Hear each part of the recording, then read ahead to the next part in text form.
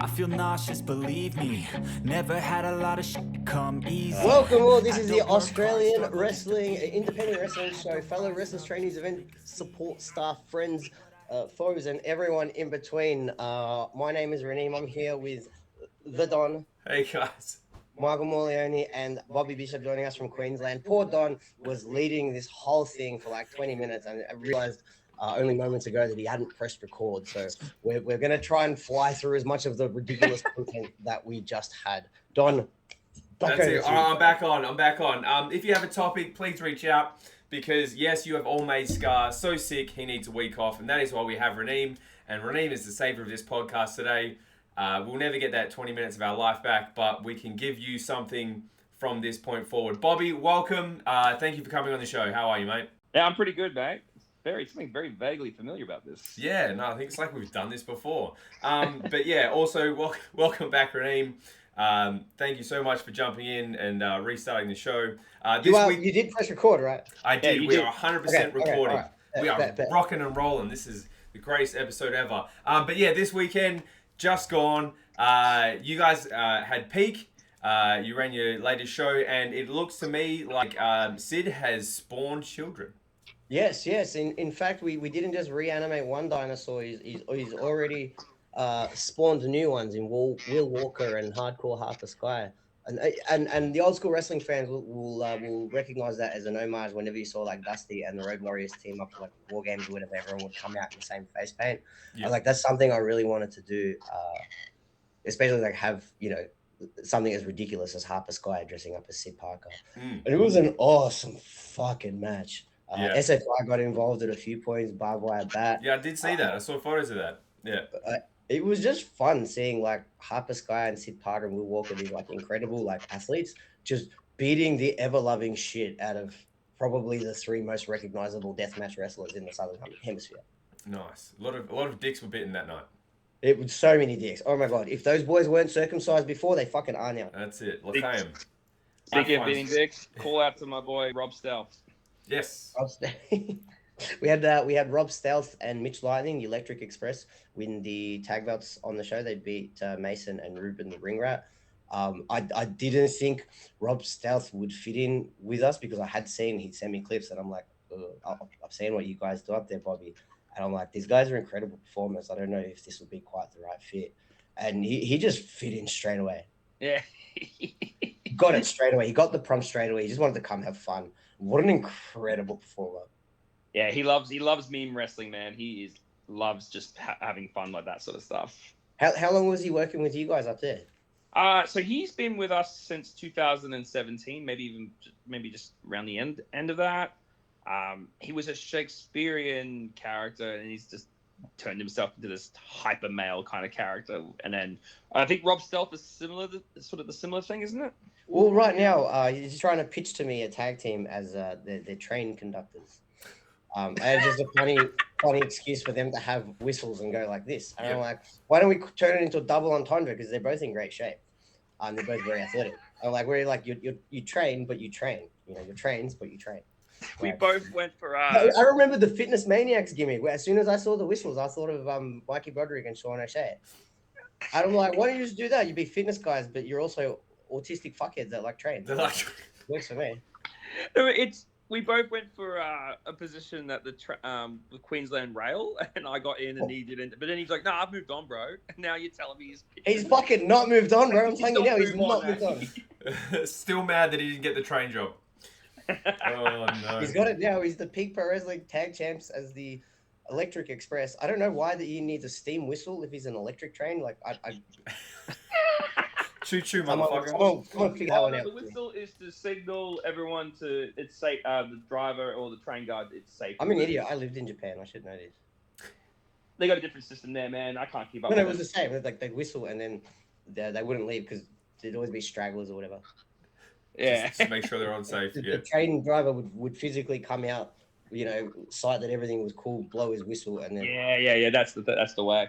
So Australian Train Podcast. We're going to keep moving forward. Get this locomotion going. Starting off, Integrity Pro Wrestling have some controversy over their heavyweight championship.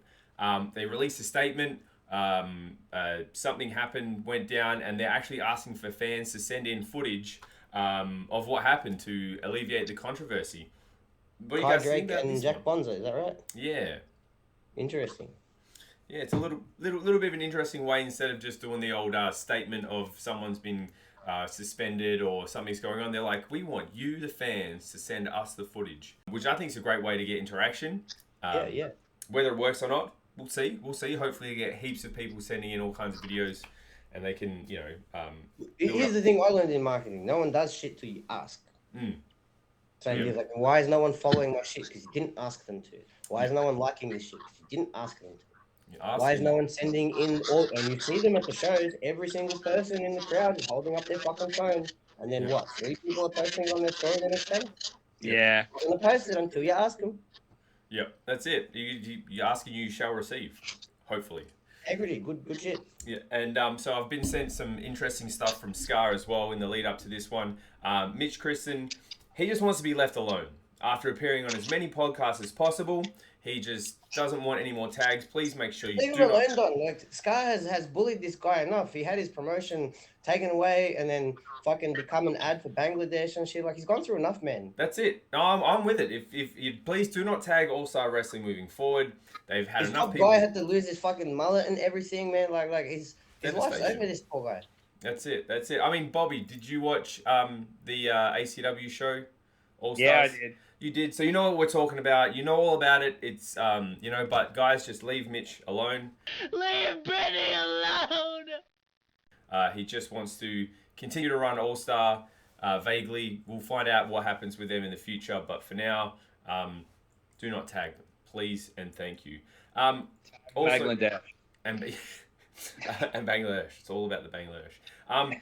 Just this weekend as well, we've talked about Peak. MCW just ran a massive ballroom brawl with we would probably say the best production in the country and the quickest turnaround time for a show as well. Within 24 hours, they live edited, but then added in all the extra stuff and tidied things up, and you're able to watch it within 24 hours. I think that's fantastic.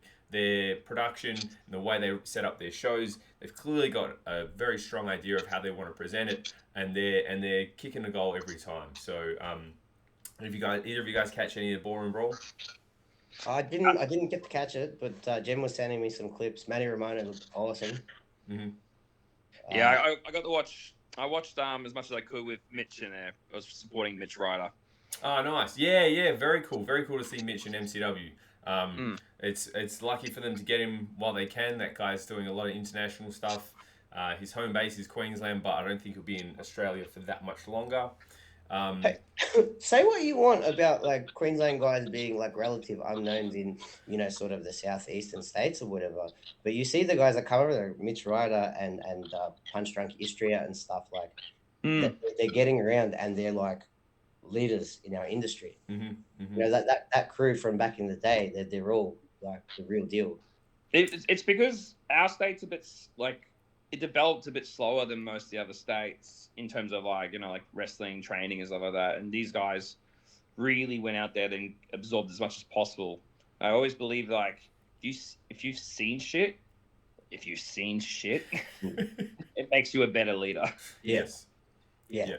And I've heard some stories about them fucking Queensland locker rooms. Jesus Christ.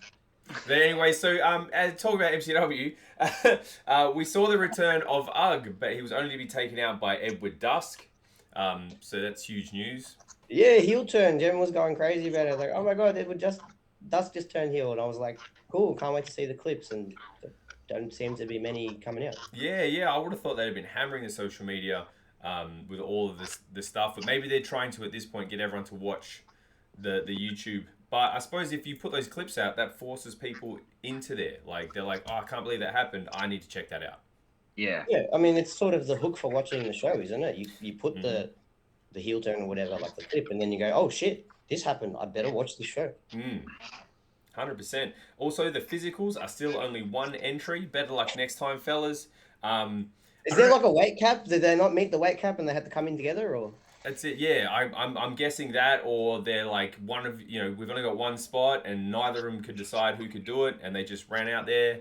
But there's some, what was it? I know we did this before. No, so basically, there's wiggle room. Like if you get one, and he rolls in, but then rolls under the bottom rope, runs to a room, locks himself in. The other guy can get eliminated as many times as they want, but he can keep running in and basically you just throw the last guy out, and then they. So my argument was because they're one entry, all 4 of their feet must hit the floor. Exactly. So if one guy just does not come out, but if you roll under the Johnny just don't want to come out, like.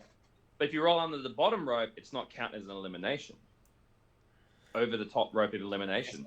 Yeah. So if he just disappears, technically they can't lose. But maybe these guys they're physical, but they're not mental, so they don't think about these sort of things. So they need to, the physicals, they need to be the mentals as well, and they would have come up with that. Bobby Bishop, all these years of experience, would have done something a bit better, I think. You should see me in all the rumbles I do around here. I just roll on the bottom rope and go to the bar and I wait. Plotting I out never got why people even get into these rumble matches. It's like, if you can't get thrown out, you can't lose. Like. That's it. Yeah, if you're not there, that's what it is. Big news, Clydesdale is currently the Intercom Champion. Let's see how that pans out. He went over... I haven't seen how the end of the match goes. I was only able to catch the tag match, which I thought was very, very, very high energy. Very cool with North Shore Wrestling and Water Rapids, which I still maintain Water Rapids is one of the dumbest names in tag at the moment, but those guys are phenomenal. I don't think the name needs to be stupendous for it. I always love those silly WWE tag team names where like, how we have this whole like creative team and Hollywood writers and a marketing department, and we can come up with some really cool shit like the NWO, whatever the fuck, and market t-shirts to turn it into a cultural phenomenon. Fuck that. Air boom. Air boom. That's it. I swear to God, like Miz Show. Yeah. Let's not go too deep with this, boys. Jericho, that's it. Yeah. It's just for 5-year-olds. Let's not go too far. We don't want to confuse these people. The one thing was when I first saw Water Rapids, for some reason I merely thought about Water Rats, the old TV show. Oh, the best, yes. They came out of on boats with their little police hats and shit. Oh, yes. So good. Or they just have like tubes. Like they're going down like a water slide, and it's called the Water Rapids, and they've just got like the lazy river or something.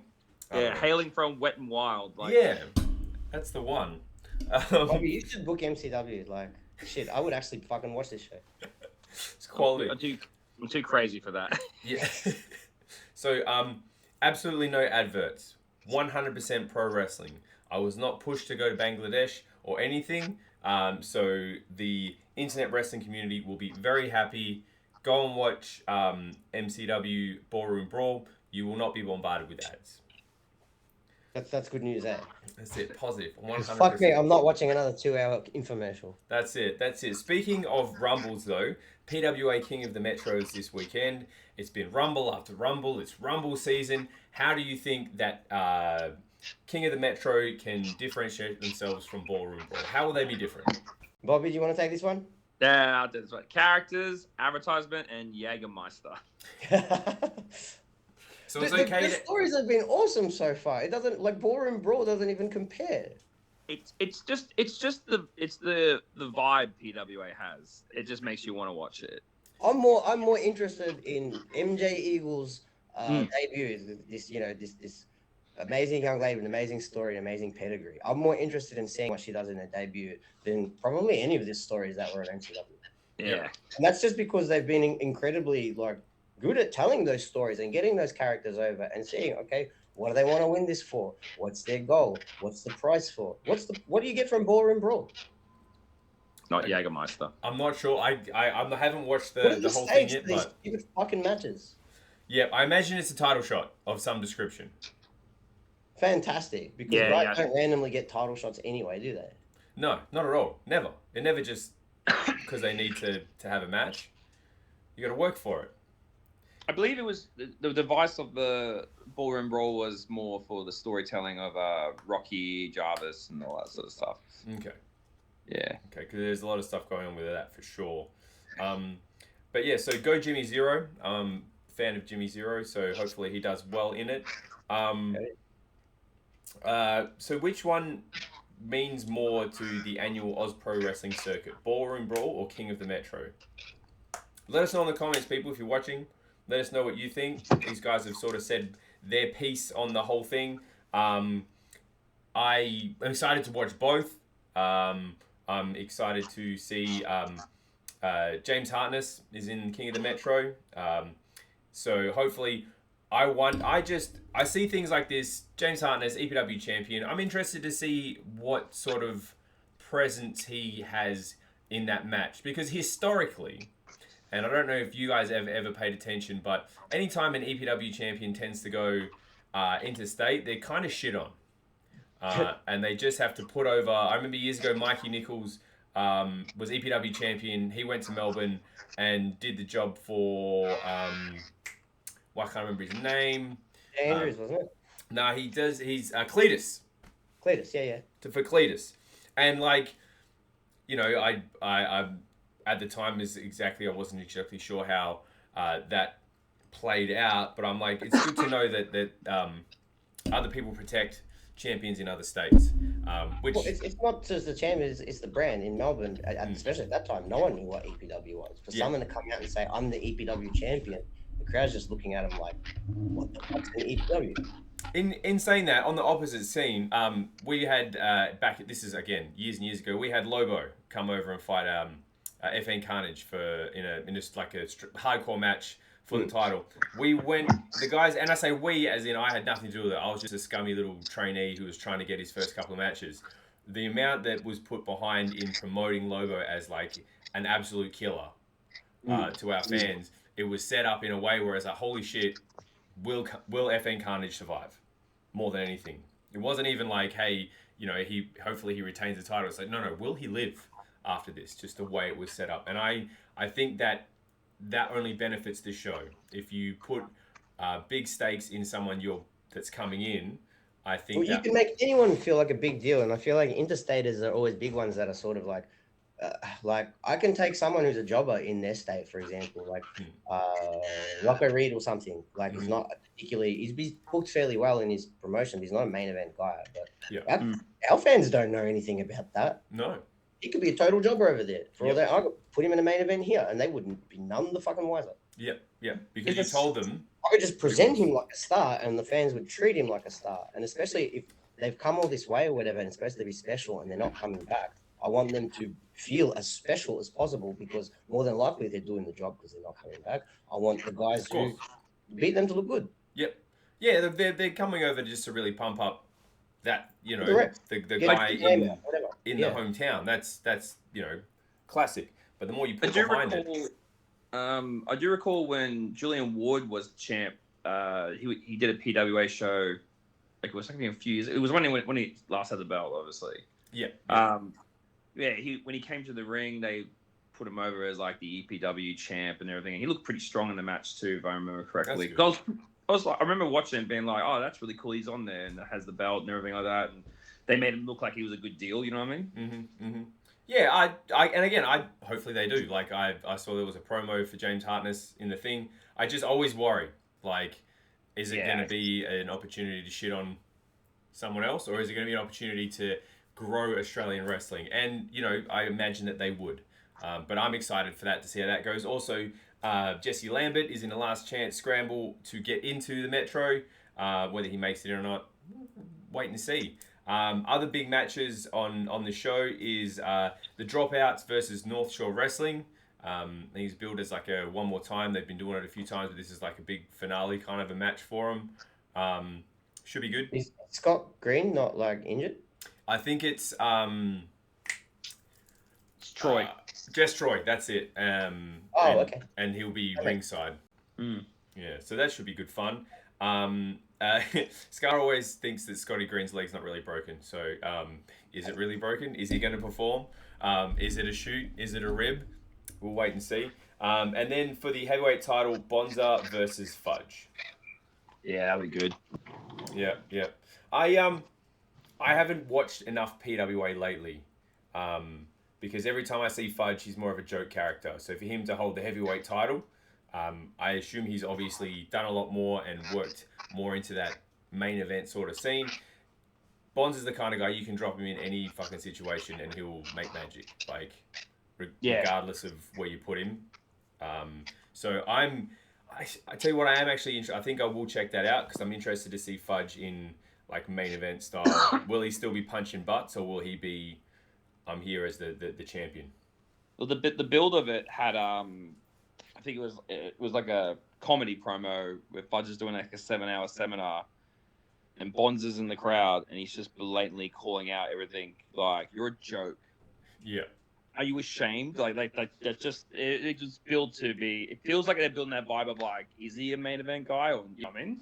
Wow. Yeah. I feel like that was the whole story. That's Yeah. why you have a guy with Big Fudge as your heavyweight champ, because he's vulnerable, and because the story is that he's vulnerable. Yeah. Like, hey, you got this great character. Like, literally, we're talking about it like out of kayfabe. Like, Yeah. that's kind of the point, isn't it? Yeah. Yeah. Job well done. I'm easily worked. I'm not gonna lie. I'm easily worked. I got it immediately when they put it on him. I was like, oh yeah. Yeah. I didn't know who your champion was yesterday. I do know who it is today. Yeah. Believe me, I remember it now. Yeah. Like, Yeah. All right, Don. You'll get with it, man. When you one day I'll figure out wrestling. Other stuff we're sort of seeing around is ACW is still trying to work the heel corporation champion angle really hard on social media, trolling as we know Hassan loves to do. But it does sound like there's been a line drawn. A hammer has been dropped with wrestlers being told not to work for ACW by the promotion that they actually work for. Oh. Yeah, so there's been word Why? around the traps Why? is sorry. why though? I can only imagine the place they're running, and you know maybe they just, right, you know yeah. they don't want someone else running in their venue. Again, it's all conjecture. I personally haven't been told any of this. This is just what I've been told. You know, second, third, fourth hand information. But yeah, it's interesting. Yo, if you're a fucking talent who's been told not to work the ACW show and you want to keep it discreet, reach out to one of us three. Let us know. And we'll talk about it on the pod.